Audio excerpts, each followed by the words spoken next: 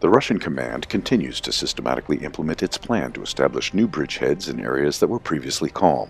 On February 1st, the zone of control expanded to include the village of Bele Berioza in the Sumy region. If this trend continues, the bridgehead will transition from a tactical to an operational problem.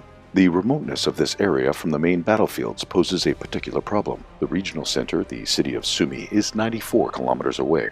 In order to counter the Russian bridgehead, Ukrainian troops will need to deploy at least one combat-ready line battalion to the area. Such units are not readily available. If one were to be deployed, other sections of the front would be exposed. If the problem is not solved now, it will be necessary to transfer a brigade in a week or two.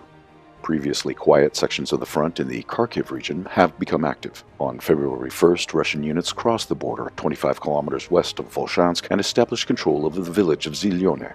Additionally, Russian troops have achieved multiple tactical successes in the eastern part of the region. Ukrainian units have retreated from Odradne and Drychanske. Russian troops are advancing towards Chugunivka from Buterka, which is on the Russian side. Further north, near the Russian-Ukrainian border, Russian assault groups entered the Grugore tract territory. In the Kupiansk area, Russian units finished clearing Pishyane. The southern flank of the front in the Slavyansk area remains extremely active. On January 31st, Ukrainian troops were driven out of Taretskoye, which is located west of Konstantinovka. Immediately after, Russian units took control of Novopavlovka. The Russian army took control of the village of Setapetrovka in the Guryepole area. Also, Russian assault groups advanced and seized control of Pridorozhnoye, a village located southwest of Ternovatoye. According to reports from February 1st, Russian troops lost control of Malaya Tokmachka on the Zaporozhye section of the front line. The settlement was taken by Ukrainian troops.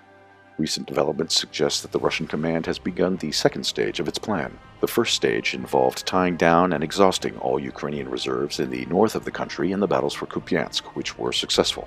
The second stage of the operation began with a large-scale offensive in northern Ukraine. The scope of these actions suggests that Russian units are advancing on 7 fronts. However, in total, these actions are spread out over hundreds of kilometers. This will require the Ukrainian command to make some difficult choices.